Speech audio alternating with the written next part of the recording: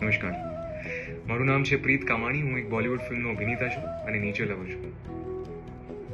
મને તમારી સાથે એક બહુ જ ઇમ્પોર્ટન્ટ વાત કરવી છે. થોડાક દિવસમાં મકર સંક્રાંતિ આવશે.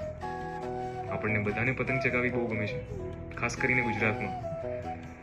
પણ મિત્રો, આપણી મજા કોઈ બીજા માટે સજા બની જતી હોય છે. આપણા પતંગ ચગાવવાથી દર વર્ષે લાખો પક્ષીઓ પોતાના પંખ ગુમાવી બેસશે. આપણી કાગળની પતંગ તો ઉડશે, પણ એ આજીવન નહીં ઉડી શકે. મેં તો ઘણા વર્ષોથી ત્યાગ કરી દીધો છે. પણ ના, હું તમને ત્યાગ કરવાનો નથી કહેતો. તમે સેલિબ્રેટ કરો, પણ એવી રીતે કરો કે ઓછામાં ઓછું નુકસાન પહોંચે. અને 3-4 નાની મોટી વસ્તુ જ કરવાની છે, પણ શરૂઆત આપણે કરવી જ પડશે. સૌથી પહેલા તો જે ચાઇનાનો દોરો છે એનો યુઝ ના કરતા. દોરા ઉપર કાચ ઘસવો નહીં. અગર અગાસી ઉપર દોરાનો ગુચ્છો બની જાય તો એને તરત સાફ કરી દેવો.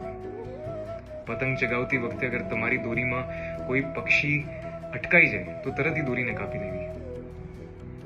અને જો એવો પ્રસંગ બને તો તરત રેસ્ક્યુ હેલ્પલાઇન નંબર ઉપર ફોન કરવો.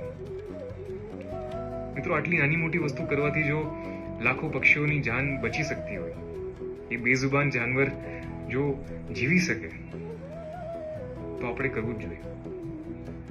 Thank you so much. Have a beautiful and a happy new year. Namaste.